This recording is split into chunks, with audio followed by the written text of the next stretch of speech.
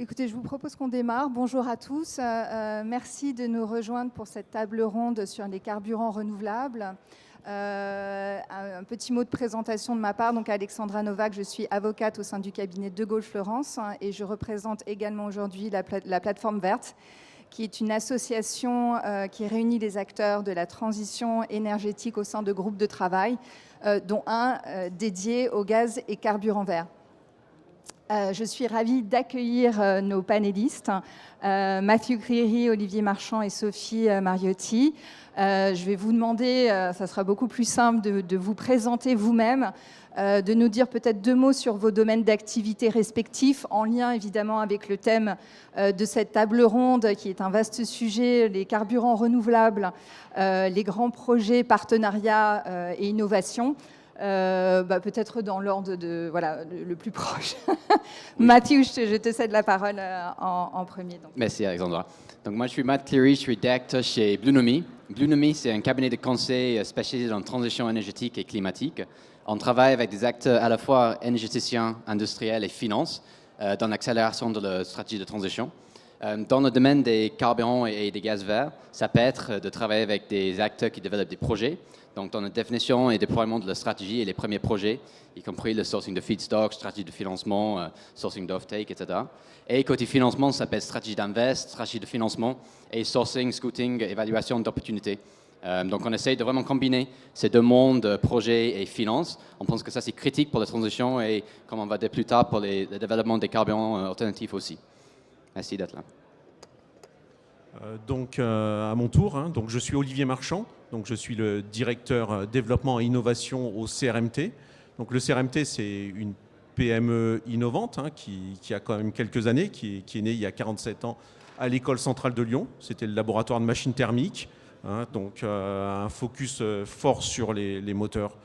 Et à l'époque, c'était des moteurs diesel essentiellement.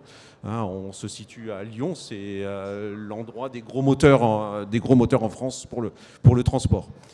Au CRMT, on a gardé ce côté très technique de développement des machines rotatives, des machines alternatives et notamment en combustion.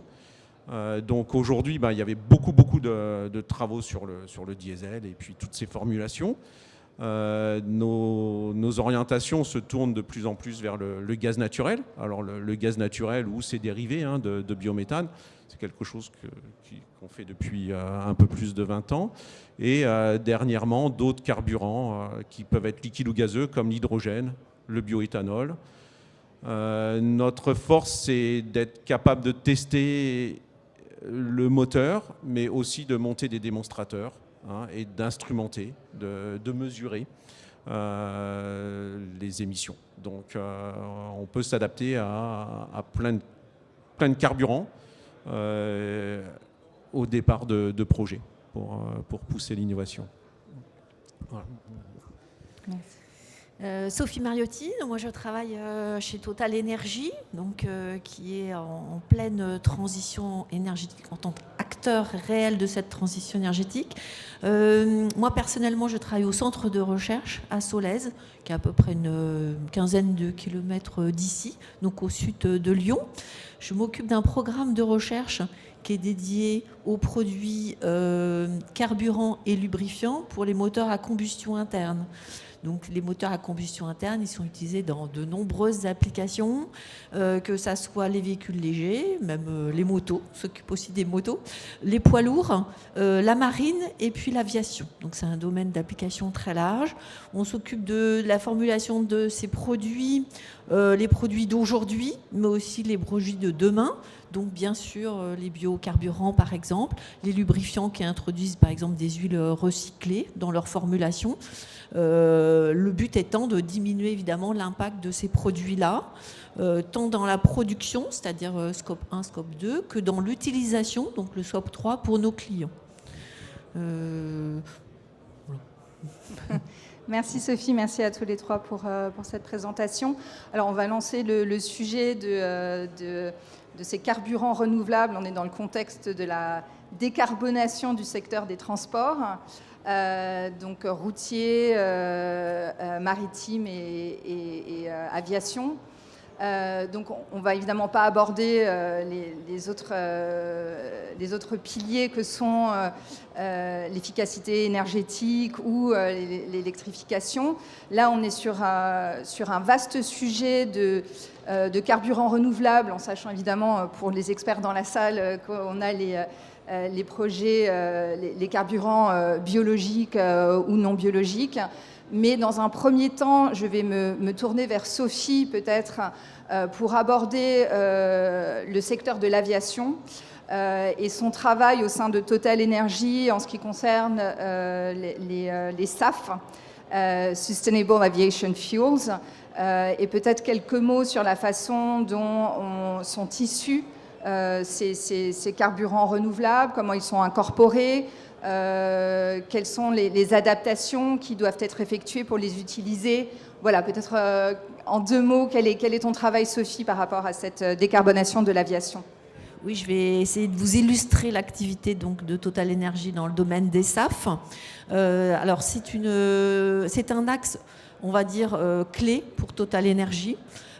Pourquoi ? Parce que c'est une industrie qui a besoin aujourd'hui d'une énergie liquide, j'entends dire. Ça va être difficile dans un court terme de transformer un avion qui fonctionne avec du jet en un avion purement électrique. Alors il y a des fonctionnalités qui sont électrifiées, etc. Mais il n'est pas possible de transformer en l'état rapidement, on va dire la combustion qui est faite de ce produit. Donc ce que l'on fait, on transforme le jet en un produit bas carbone, donc qui s'appelle effectivement le SAF, Sustainable Aviation Fuels, qu'on vient introduire un petit pourcentage, on va dire petit à petit, en appliquant la réglementation européenne qui a été établie. L'objectif en 2030, c'est d'introduire 6% de SAF dans les jets. Bien sûr que dans le domaine de la recherche dans lequel j'appartiens, on essaye d'aller au-delà. Et on fait des essais qui vont aller jusqu'à 100% de SAF en fait, dans les carburants. Alors, qu'est-ce que c'est un SAF concrètement ? Il y a plusieurs façons de fabriquer des SAF. Moi, je vais vous parler de ce que fait Total Energy aujourd'hui. Donc, on produit des SAF. C'est une réalité industrielle aujourd'hui. On en produit sur la plateforme de l'Amed, qui est une raffinerie qui a été transformée en bioraffinerie en 2019. Donc vous voyez déjà que ça fait quelques années et qui produit quelques milliers de tonnes de SAF. C'était une première, on va dire, technologique dont on est assez fier, qui fonctionne. On utilise ce qu'on appelle des UCO, des Used Cooking Oil, et puis des huiles de graisse animale pour approvisionner donc, cette raffinerie en feedstock. On a aussi un projet qui va démarrer cette année, qui est à Grand-Puy, qui est en région parisienne. C'est une raffinerie aussi, qui va être transformée en bioraffinerie. Donc on va faire d'autres activités que le SAF, mais aujourd'hui je vous parle du SAF. Et là, c'est plusieurs centaines de milliers de tonnes dont on parle. Donc c'est une réalité. Et là, il y a eu une amélioration au niveau des procédés, une optimisation, parce qu'on apprend au fur et à mesure. On essaye à la fois... C'est du process, je dirais, de test and learn. Donc, on teste, on apprend, on améliore, etc. Donc, on voit au fur et à mesure de nos projets qu'on va évoluer en termes de technologie. La technologie, c'est quoi ? On prend donc des feedstocks et puis on les hydrogène et on les isomérise de telle manière à rendre les produits stables dans le temps, mais aussi utilisables à faible température. C'est le challenge quand on met un produit, je dirais, à quelques mètres du sol, même plusieurs mètres. Il faut évidemment qu'il résiste à des températures très basses. Donc l'isomérisation a pour le but de changer, on va dire, la composition du produit et de permettre d'utiliser ce produit-là dans ces conditions extrêmes. Donc on fait ça au travers de ces procédés. On a aussi signé très récemment un accord avec Sinopec en Chine. On a différents projets qui vont venir, on va dire, permettre d'aboutir à un objectif final qui est de commercialiser 1,5 million tonnes de SAF en 2030. Donc il va venir contribuer finalement à la décarbonisation de ce secteur qui est un grand demandeur tant par, je dirais, les utilisateurs. Quand on prend l'avion, on aime bien aussi diminuer notre empreinte environnementale. On sait bien que c'est un moyen de transport qui est très émissif. Et puis tant que aussi, je dirais, les prestataires, c'est-à-dire ceux qui offrent ce service-là, et notamment on travaille avec des industriels tels que Airbus, Safran. Il y a une grande activité dans ce domaine-là pour développer industriellement, mais aussi faire de la recherche. C'est là que j'interviens un petit peu plus. C'est d'essayer de bien comprendre en fait les impacts de ces produits-là, même des SAF, sur les gaz à effet de serre en particulier, et d'essayer d'améliorer ces impacts, de les diminuer. Merci Sophie, parce que là, en fait, on est sur des solutions à plus ou moins court terme, parce qu'il n'y a pas de solution alternative. Peut-être que tu peux nous dire en 2 mots pourquoi l'axe prioritaire s'est concentré, de Total Energy s'est concentré sur les SAF, plutôt que sur d'autres technologies, peut-être les avantages par rapport au fait que vous utilisez des structures, une infrastructure existante, voilà, c'est du rétrofitting d'avions existants. Peut-être 2 mots là-dessus. Tout à fait. On travaille à différentes échelles de temps. Donc là, je vous ai parlé de l'échelle de temps d'aujourd'hui et de demain. On travaille aussi sur celle d'après-demain, c'est-à-dire on va s'intéresser à des e-fuels. Donc les e-fuels, c'est des fuels qui vont utiliser de l'eau, de l'électrolyseur et puis du captage de CO2 pour produire ce qu'on appelle des carburants de synthèse. Ça aussi, on y travaille. On travaille aussi sur différents types de procédés, un peu plus évolués, on va dire, mais qui ne sont pas disponibles aujourd'hui. Donc c'est vrai qu'on travaille à différentes échelles de temps pour pouvoir fournir ce type de carburant. C'est quand même un gros challenge. Le marché, en gros, il est de l'ordre de 300 millions de tonnes de produits. D'ailleurs, c'est la même chose que ça soit de l'aviation ou la marine, c'est les mêmes enjeux au niveau tonnage. Et c'est vrai que c'est, d'un point de vue industriel, c'est aussi des gros investissements. Donc là, ce qui est chouette dans cette réalisation, c'est qu'on a pu faire de l'incrémental. C'est comme tu dis, Alexandra, on utilise ce qui est aujourd'hui disponible, on le transforme et on le met en place le plus vite possible. Et puis on s'améliore au fur et à mesure du temps. On va chercher d'autres procédés, d'autres feedstocks aussi, en fonction de la réglementation. Tu nous en parleras, etc. Donc c'est un domaine extrêmement dynamique et dans lequel il y a une grande ambition et je pense qu'on doit tous y contribuer. Merci Sophie. Donc je rebondis sur ce lien, cette transition vers Matthew. Concernant la réglementation, parce que si on prend une vision un peu high level de tout cet élan des acteurs, que ce soit dans le secteur de l'aviation maritime ou routier, on a quand même une Union européenne et une Commission européenne qui a un objectif de neutralité carbone et qui pousse toutes ces filières à se décarboner de façon plus ou moins rapide. Peut-être 2 mots, Matthew, par rapport à ton travail au sein de Blue Novi sur la réglementation. On pense à la directive RED 3 notamment. Si tu peux nous en dire peut-être quelques mots. Celle sur le fuel maritime ou aviation. Évidemment, en France, on a la Tier-Wert avec c'est maintenant ces obligations d'incorporation de carburants renouvelables. Voilà, peut-être en rebondissant, en faisant le lien avec Sophie. Bien sûr, merci. Et merci Sophie pour les premiers éléments.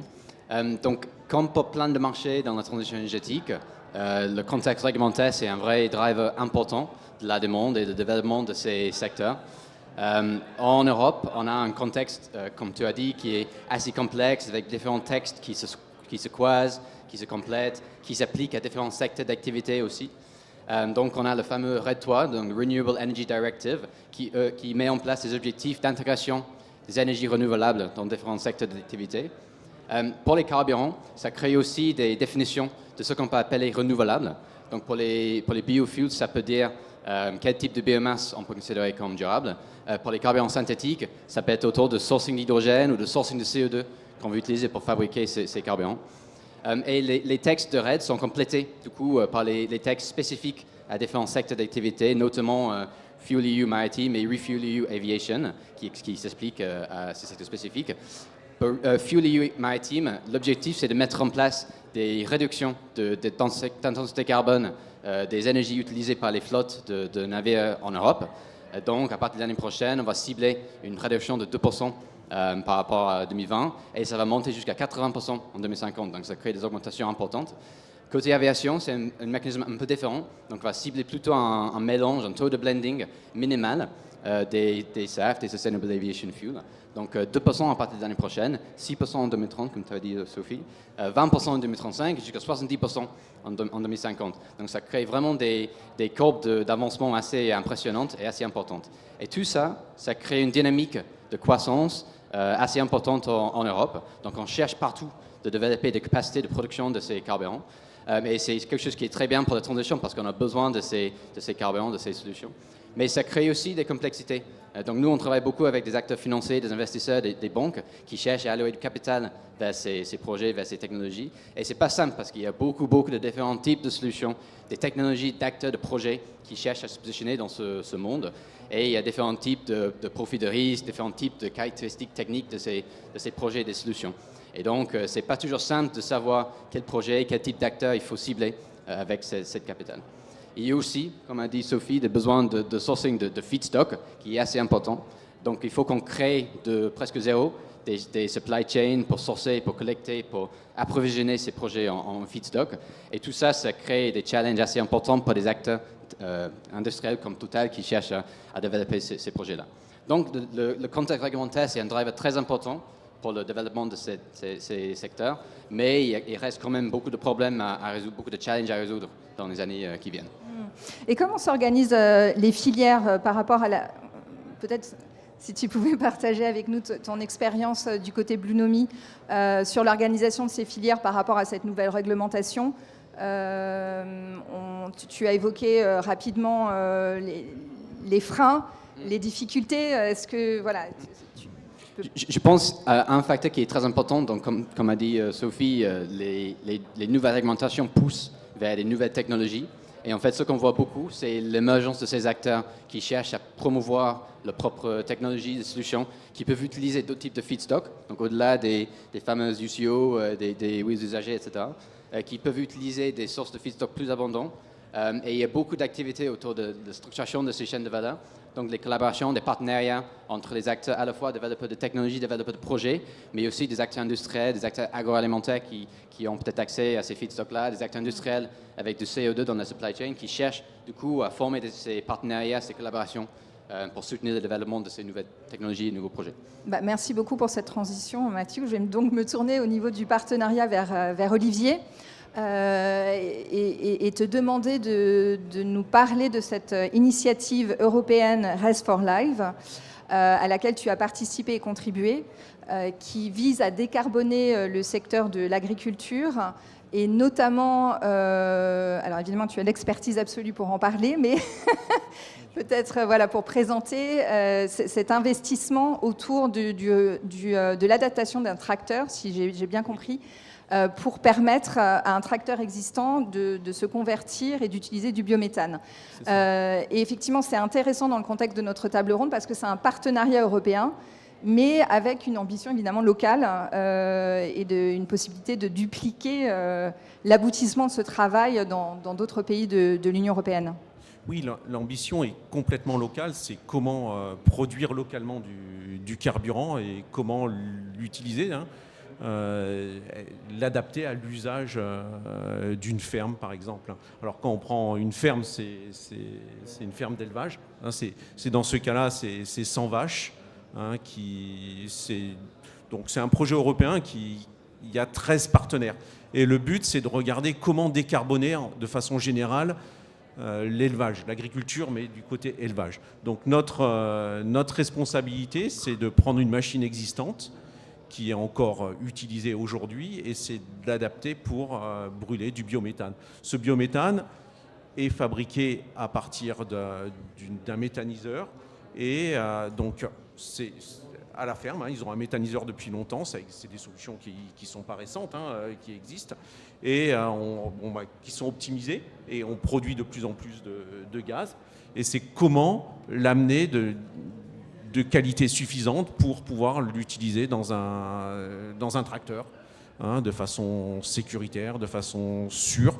Alors, on connaît les technologies, mais c'est les revisiter, et notamment comment l'utilisateur qui à la fin veut son tracteur, veut que ça marche, aller jusqu'au bout, on rejoint la réglementation, donc c'est des nouveaux usages, des innovations, c'est comment modifier une machine et comment cette machine elle soit toujours acceptable, sécuritaire, réglementairement acceptée.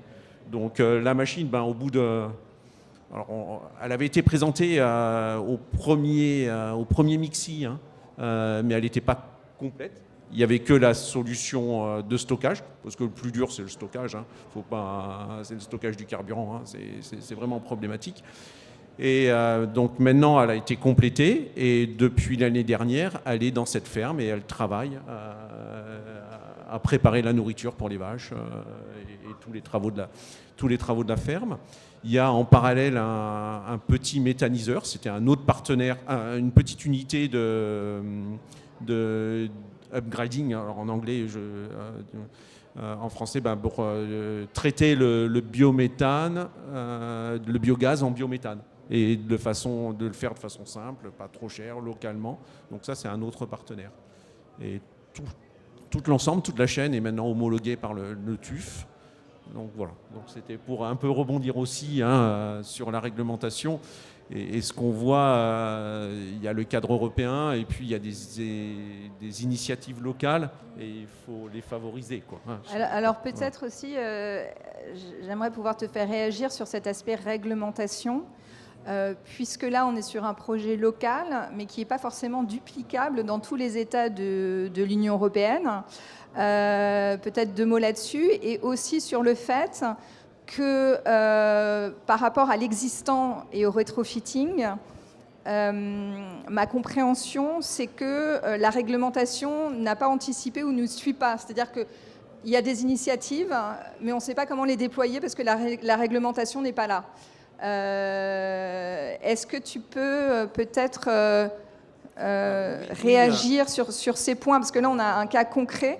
Avec Race for Life, on a quand même beaucoup de pays européens qui sont impliqués dans ce projet. Et pourtant, le projet est en Allemagne. Comment on le déploie dans le reste de l'Union européenne? Voilà. C'est une vraie problématique et on pourrait l'étendre à d'autres applications parce qu'il faut faire des démonstrateurs, il faut tester. Hein, que ça soit, on pourrait dire, des SAF, des e-fuels, de l'hydrogène, du bioéthanol. Et on est impliqué dans différents travaux. C'est comment comment valider réglementairement ces projets. Donc aujourd'hui, quand on veut homologuer un moteur, où le moteur est une partie d'une machine, il faut homologuer le moteur. Le moteur, il faut lui faire des tests dans un banc d'essai. Et depuis quelques temps, on a ajouté de tester le moteur dans son usage réel, en exploitation, avec la norme Euro 6 ou d'autres normes pour les machines. Donc, par contre, on empile, et on empile tous ces tests, et pour des démonstrateurs, pour des usages limités, on pourrait aller directement à un test en usage. Et on aurait des valeurs. Et des fois, même la machine, elle marche différemment. Donc, il faut se conformer à un test qui est réglementaire, qui est bien défini, qui sera le même pour tout le monde. Et il est important de rester sur ces façons de faire, sur ces méthodologies. Mais ça ne facilite pas la mise en service. Voilà. Pour des applications d'innovation, on peut trouver d'autres façons.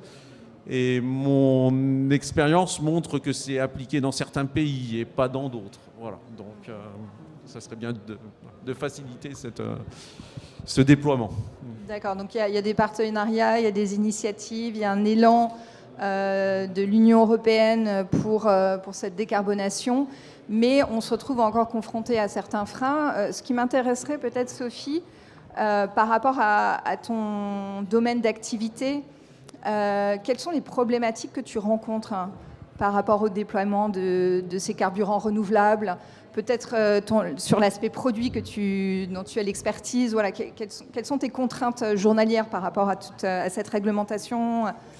Je peux vous parler de deux choses. Alors, c'est dans mon ancienne activité, on va dire, où je développais des carburants de spécialité, donc qui sont faits à Givors. Hein, donc c'est un petit peu plus loin que le centre de recherche, c'est une vingtaine de kilomètres au sud de Lyon. On a développé un carburant 100% durable, donc pour le championnat d'endurance international qui s'appelle le WEC, et donc maintenant qui approvisionne sur tout le périmètre du championnat. Donc c'est un périmètre international, hein, et qui approvisionne toutes les écuries. Hein, donc notamment dans ce championnat, il y a les 24 heures du Mans. Donc on a développé un carburant qui est 100% durable, qui permet de diminuer de 65% les gaz à effet de serre. C'est une belle réussite. Et aujourd'hui, ce qu'essaye de faire cette entité, c'est de décliner ce carburant au travers, on va dire, d'une gamme de produits qui sera moins chère, donc plus accessible aux utilisateurs, mais qui permettra aussi de décarboner les choses. Et la difficulté, pour rebondir sur ta question, Alexandra, auquel on fait face, eh ben, c'est qu'en fonction des pays, et quand je parle des pays, c'est l'Union européenne, hein, il y a une réglementation européenne, mais il y a une déclinaison en fait de cette réglementation au sein de chacun des pays. Et par exemple, pour parler de la Tyrwet, elle n'est pas la même, c'est-à-dire elle ne va pas porter sur le même type de produit, sur le même type de critères. Ce qui se fait que pour un même produit fabriqué, on va dire ici à Lyon, hein, on ne va pas être assujetti à la même réglementation parce qu'on va le vendre en Belgique, en Italie, en Slovénie, etc. Ce qui est quand même incroyable au sein de l'Union européenne. Alors, je ne critique pas, je trouve que vraiment l'Europe, c'est une super initiative. Et je pense que c'est vraiment une force pour nous. Mais ça amène un certain nombre de difficultés. La réglementation est parfois complexe pour les industriels. Et pour vraiment commercialiser le produit, le rendre effectif, parce qu'en fait, c'est ce qui est important, hein. La recherche, elle est là pour aboutir à de l'innovation et une vente quelque part, et à un modèle, un business model, hein, qui permet de vivre tout un chacun et de répondre à des besoins. Et ça, ces difficultés de réglementation, elles sont là. Ouais. Donc un petit problème d'harmonisation encore. Et Ouais, peut-être n'hésite pas à rebondir, Mathieu. rebondir sur ce point, je pense que c'est encore plus exagéré quand on regarde ce qui se passe en Europe et ailleurs. Parce que quand on travaille avec des clients internationaux, quand on applique aussi, on ajoute l'argumentation aux US qui est encore différente. En Asie, il y a 15 000 différences. Donc c'est vraiment complexe pour un acteur international qui cherche à comprendre et qui cherche à se positionner dans ce monde voilà, harmonisé, mais pas du tout. Voilà, c'est vraiment un marché international, mais avec des paramètres géographiques assez figés parfois. Tout à fait. Il y a un cas qui est la marine, où là, il y a une réglementation internationale, donc qui aide aussi au développement. C'est-à-dire que la marine, évidemment, un bateau, il passe d'une zone à l'autre en faisant des milliers de kilomètres. Il va aller s'approvisionner. Alors déjà, il faut qu'il ait un moteur adapté et une énergie disponible dans les différents ports, hein, donc qui va constituer, on va dire, son parcours. Et ça, c'est une difficulté à la fois. Mais du coup, dans ce cas-là, il y a une réglementation qui est internationale et qui permet de faciliter. Donc c'est possible quand même. Il ne faut pas être pessimiste complètement. Rare, on a des solutions, oui. voilà, mais c'est important aussi d'évoquer un petit peu les freins. Peut-être un éclairage, Mathieu, sur la problématique. Je reviens à une problématique, mais bon. de la partie coût, voilà, de ces projets, investissement. Est-ce que tu peux nous apporter un éclairage sur ces aspects de financement des projets de décarbonation dans ce secteur ? Bien sûr. Donc, je pense qu'il faut être franc. Je pense que ce sont des nouvelles technologies pour la plupart, et donc ils restent plus chers que les solutions fossiles qu'on utilise depuis longtemps. Après, il y a des avancements énormes technologiques sur la maturité industrielle, la maturité des supply chains qui sont en train d'émerger. Et donc, il y a des baisses de coûts assez importantes. Mais il faut dire que faut être honnête, que voilà, ce sont des solutions qui coûtent cher pour l'instant. Les plus matures sont, disons, 2-3 fois plus cher que les solutions fossiles, et les autres encore plus. Et le gap va diminuer, mais voilà, ça va rester, il y aura peut-être toujours un petit écart. Et donc ça revient toujours à la question de réglementation et de soutien public qu'on peut avoir pour ce type de projet. Donc on va voir cette année, dans les prochaines semaines, les premiers projets qui vont recevoir des financements de European Hydrogen Bank. Par exemple, ce type de mécanisme, c'est très important de soutenir le développement de ces projets, surtout les first of a kind, parce que c'est ces projets-là qui cherchent qui galèrent le plus de trouver le financement.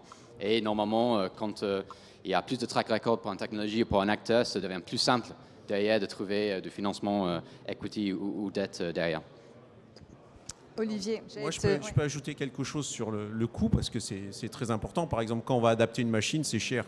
Hein. On le fait souvent pour des petits projets. Donc, un travail qu'on essaye de faire au CRMT aussi, c'est d'utiliser la même solution sur plusieurs plateformes. Donc, notre connaissance des carburants nous permet de voir ce qui peut être réutilisable. Et ça, c'est vraiment important, parce qu'il existe plein de choses, mais il ne faut pas que chacun réinvente forcément tout dans son coin. Il faut arriver à pouvoir le mettre en commun, et ce n'est pas toujours facile. Peut-être il faut juste la multiplicité des solutions qui existent.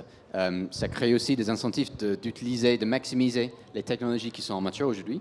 Donc, comme le HEFA de Total Energy et d'autres acteurs pétroliers, il faut essayer de maximiser la production de ces technologies qui sont plus matures et du coup moins chères, en parallèle de soutenir les nouvelles solutions, les nouvelles technologies qui peuvent à long terme réduire en coût et être à plus grande échelle. Moi, je peux juste amener rapidement un élément où j'étais assez content l'année dernière. Alors, c'est quelque chose de très français. C'est un tracteur viticole qui a été rétrofité, qui a été pour l'éthanol. Et le carburant qui a été utilisé, on l'a acheté. C'est le carburant présenté par Sophie. On a pris ce carburant-là de base et on avait mis un moteur à gaz, parce qu'il y avait pour aller rapidement faire un démonstrateur dit frugal. On avait un moteur disponible, donc on a très rapidement décliné une version bioéthanol de cette partie d'une adaptation gaz naturel qui est capable de fonctionner avec du biométhane. Voilà. Une question me vient par rapport à ce que tu viens d'évoquer, Olivier, sur le sourcing durable et pérenne. Sophie, je me tourne vers toi pour aborder cette autre problématique. C'est une grande question. Alors, je peux reprendre les exemples de l'aviation et de la marine qui, forcément aujourd'hui, comme on le disait tout à l'heure, pour aller vite, on va utiliser des solutions qui existent, de l'incrémental, pas de la rupture. La rupture, c'est bien, il en faut, c'est complémentaire, c'est ce que disait Mathieu, mais ça nécessite du temps, ça nécessite des investissements. Bon, on n'en a pas du temps, donc il faut trouver des solutions rapides. Et pour ça, dans la marine et dans l'aviation, on fait des biofuels, et on va chercher des feedstocks dont j'ai parlé, etc. Et forcément, on va avoir une compétition, on va dire, de feedstock entre la marine et l'aviation.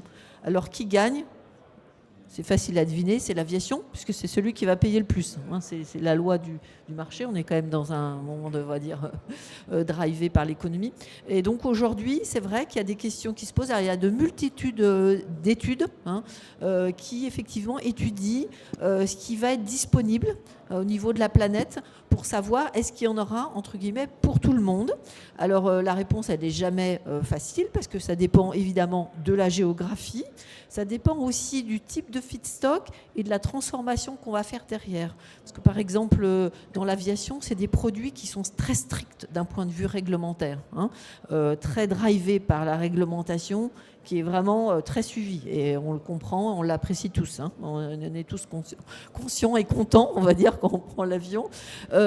C'est beaucoup moins vrai pour la marine, c'est-à-dire qu'il y a beaucoup plus d'opportunités de faire des mélanges. Ça ne veut pas dire que ce n'est pas moins fiable, c'est tout aussi fiable, mais c'est beaucoup plus ouvert en termes d'innovation.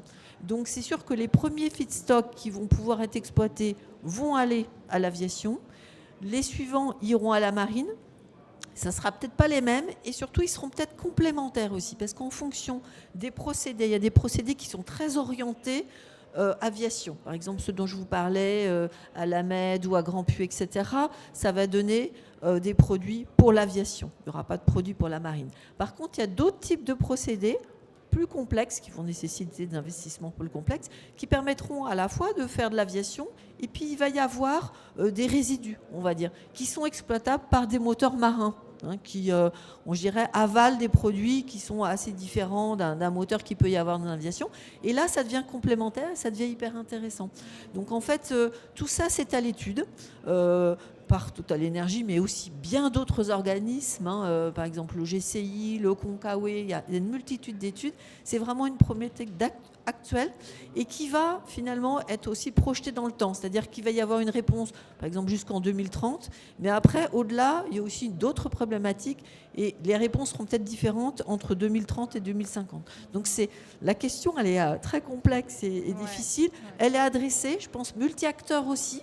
Donc c'est important, c'est en général des études qui sont faites, c'est communes. C'est vraiment une problématique qu'on a tous, hein, habitants de cette planète-là, il faut la résoudre, savoir si on va avoir les solutions pour aujourd'hui, pour demain et après-demain.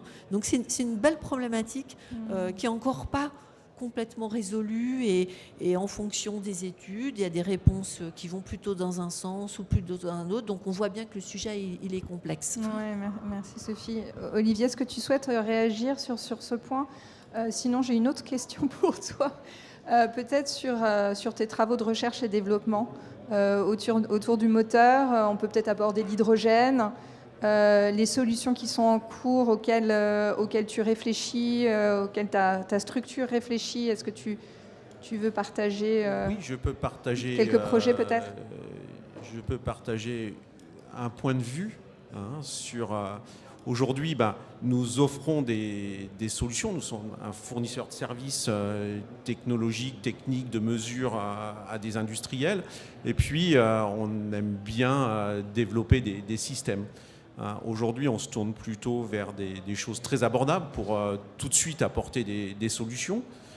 Donc, par exemple, on sait faire du biométhane aujourd'hui, mais c'est pas pour ça qu'on ne regarde pas d'autres technologies. On regarde en ce moment l'hydrogène et on offre des solutions de... Voilà, on se dit, tiens, l'hydrogène, c'est peut-être... c'est très bien, c'est idéal au niveau des émissions. Mais on ne sait pas trop la réalité pour l'instant de la disponibilité pour la mobilité. Je parle de la mobilité dans ces cas-là. Donc on offre des solutions les meilleures possibles à des industriels, à des startups. Voilà, c'était pour partager ce point de vue-là. Oui, on voit bien qu'il y a plusieurs il faut plusieurs solutions. Et peut-être pour faire le point avec ce que tu as dit, Sophie, sur les feedstocks, je pense que les dynamiques sont différentes aussi si on prend un cas hydrogène ou carburant synthétique et un cas biofuel. Parce qu'il y a un autre type de réglementation en Europe qui définit en fait comment on peut appeler hydrogène renouvelable versus bas carbone, quel est le type de CO2 qu'on peut utiliser dans nos carburants de synthèse pour que ça applique dans des textes réglementaires. Donc ça crée encore plus de complexité et d'incertitude pour les acteurs qui cherchent à se positionner et développer ces projets. Oui, tout à fait. L'hydrogène, c'est encore tout un domaine. C'était passionnant. On a un investissement qui est prévu en raffinerie de Normandie, justement, pour avoir de l'hydrogène vert. On travaille avec Air Liquide là-dessus. C'est vraiment des projets alors, qui sont plus on va dire après-demain, mais qui sont aujourd'hui une réalité, quoi, où il faut des investissements, mais qui vont être différents à une échelle industrielle, à une échelle locale. Alors, peut-être pour rebondir sur l'usage de l'hydrogène, parce qu'on s'accorde à présent sur une utilisation au niveau du transport routier, en tout cas pas par des véhicules légers, mais plutôt par le terme m'échappe de... Poids lourd. Poids lourd, merci Sophie, j'y arrive, voilà. Camion. Merci pour ton aide. Matthew, peut-être, est-ce que tu peux nous donner ta vision du déploiement de l'hydrogène en France, en Europe? C'est un peu les mêmes problématiques qu'on rencontre. Alors évidemment, sous l'angle de la réglementation, ça peut être intéressant, mais par rapport aux acteurs qui viennent te consulter, quelles sont les problématiques courantes au niveau du déploiement de l'hydrogène aujourd'hui, qu'ils rencontrent encore en tout cas? Je pense que c'est une question très intéressante et je pense que c'est lié au point de Sophie avant sur un peu un merit order des usages de bioressources. Je pense qu'on aura la même chose pour l'hydrogène. Donc l'hydrogène, comme vous le savez peut-être, c'est un marché aujourd'hui qui existe. Il y a 100 millions de tonnes d'hydrogène qui est produit chaque année. Et c'est utilisé dans les cas industriels, dans les raffineries, pour produire les fertilisers, etc. Et tout cet hydrogène, c'est produit à la base des carburants fossiles, donc gaz naturel principalement et un peu de charbon. Donc le premier usage de hydrogène bas carbone ou verte, ça devrait être de décarboner ces usages existants.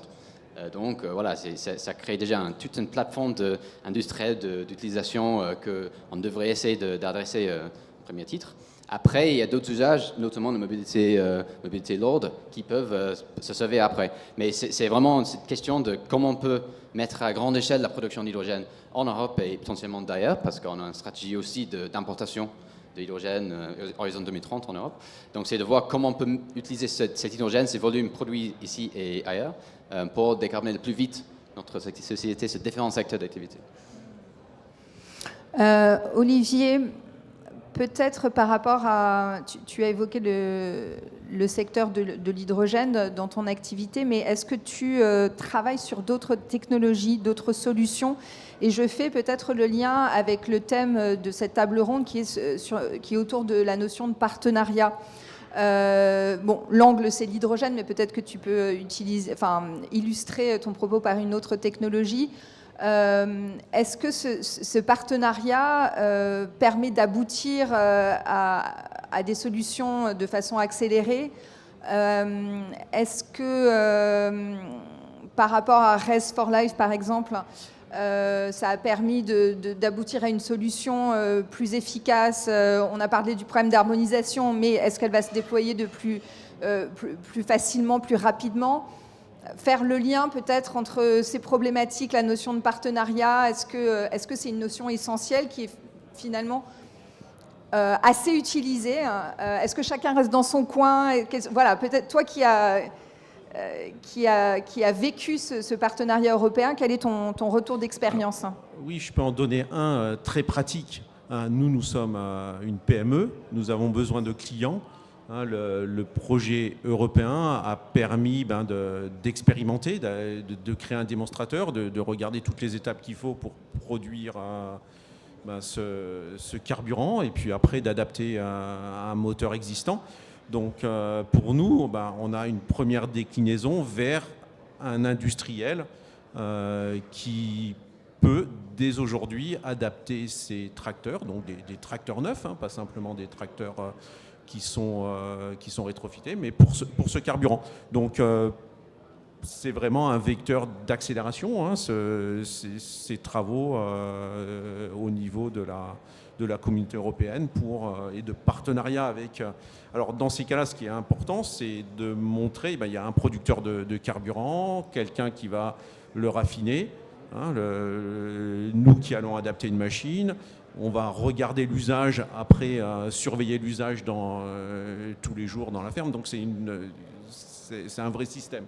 Donc c'est vraiment des partenariats et ça peut donner l'envie et l'ambition à d'autres de nous rejoindre.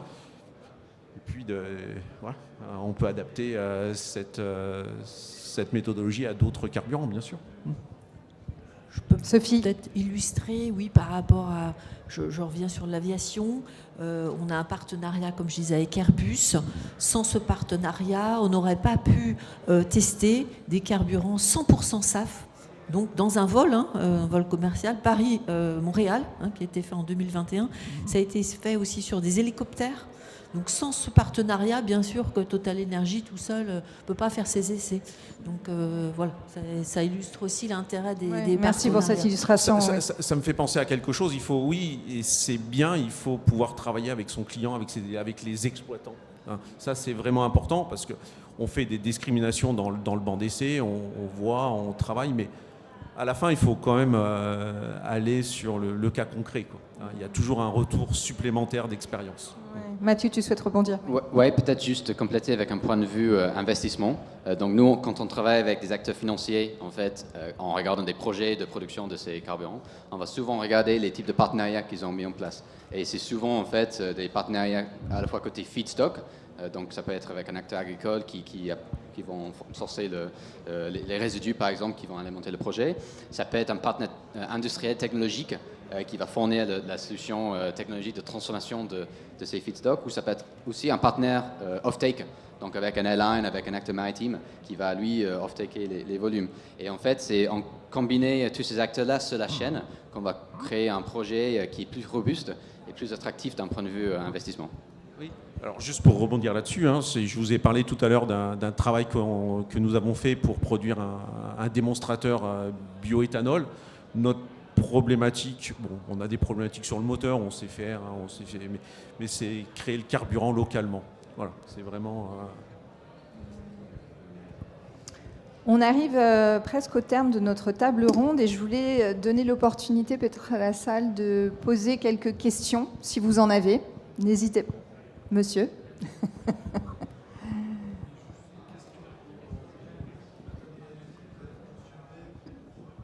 Je vais vous prêter mon micro alors.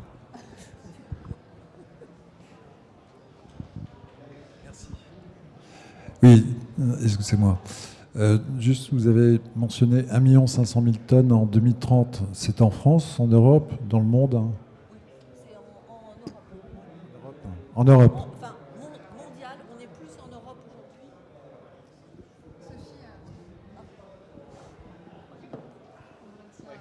On est plus en Europe aujourd'hui parce qu'il y a la Med, il y a Grand Puy, etc. Mais c'est un objectif monde. On a, comme je vous disais, on a un partenariat qui se monte là en Chine, avec Sinopec par exemple. Ça va être au Moyen-Orient aussi, donc c'est un objectif monde. Ça correspond, on pense, à peu près à 10% du besoin des marchés en SAF en 2030. C'est un objectif très ambitieux, hein, parce que quand on voit les différents, on va dire, les volumes là qu'on produit aujourd'hui, il y a des grosses marches. Hein. On y va, enfin une raffinerie à peu près, ça donne à peu près 230 000 tonnes. Et là, on parle d'1,5 million, hein, et c'est en 2030. Donc, vous voyez, après, ça implique des investissements très réguliers. C'est ce qu'on fait, hein, c'est ce qui explique les annonces régulières que l'on fait dans la société. Et c'est un vrai changement au sein de la société. Hein. C'est une vraie transformation dont on peut, je pense, être fier, hein, tout à chacun, parce que nous, on est fiers parce qu'on participe, on le fait, tant d'un point de vue industriel que recherche, mais aussi c'est une solution, parce que évidemment que l'avion, c'est indispensable, même si on peut peut-être l'utiliser de façon plus rationnelle, on va dire, il sera quand même indispensable. C'est comme la marine, il faudra faire des transports de marchandises, etc. Donc il faut bien trouver des solutions. Et non, c'est un beau chantier. Merci pour la question. Alors Alexandra, je t'ai pris ton micro. Merci Sophie. Peut-être Madame, si vous... Une dernière petite question. Bonjour, une question justement à Mme Mariotti. Quelles sont les différentes voies technologiques envisagées pour la production de SAF? Parce qu'il en existe plusieurs. On parle de résidus de biomasse, on parle de captation de carbone pour les e-fuels. Il en existe plusieurs. Quelles sont les voies aujourd'hui targetées par Total pour la production de SAF? Alors, il y a à peu près 7 ou 8 voies de mémoire. Hein. Moi, je suis une ingénieure produit plutôt. Donc, je travaille avec mes collègues procédés. Je ne suis pas une spécialiste du procédé. Ceci dit, pour les SAF, globalement, il va y avoir 7 ou 8 procédés différents. Donc, nous, Total Energy, on n'investit pas dans les 7 ou 8. Hein, donc, on en a choisi. J'ai en tête notamment l'alcool to jet, hein, dans lequel on va travailler. On pense qui est on va dire, un degré de maturité relativement élevé. Donc il y a des gens, pour vous donner concrètement des exemples, il y a des gens qui sont à Solèze, là au centre de recherche, qui développent ce type de procédé. Alors il y a des accords, alors il y a des développements qui sont internes, d'autres qui sont faits en partenariat avec d'autres industriels, parce que quand on travaille en partenariat, ce qu'on disait, ça va plus vite. Donc, pour répondre à votre question, 7 ou 8 procédés avec des différences de maturité très importantes. Et notamment, il y a des gens qui travaillent sur les algues, hein, pour faire des jets. Vous voyez, c'est très diversifié. Et ces procédés, ils sont bien identifiés parce qu'ils sont suivis par l'ASTM, en fait. Parce qu'on n'a pas le droit de faire... excusez-moi de le dire, mais n'importe quoi. Hein. Donc, en fait, ces procédés, ces feedstocks, ces produits... ils sont, on va dire, bien réglementés par la STM, tant sur le feedstock que le procédé, que le produit, et le pourcentage de ces produits qui sont issus de ces procédés qu'on peut mettre dans le jet. Et par exemple, les SAF aujourd'hui produisent via l'EFA, parce qu'en fait l'EFA c'est le nom technique du produit qu'on fait à la MED, etc., on peut en mettre jusqu'à 50% aujourd'hui dans la réglementation. Donc c'est vrai que c'est très divers. C'est un sujet en soi. Merci beaucoup à tous les trois pour vos interventions et merci pour votre écoute. Bonne journée. Merci.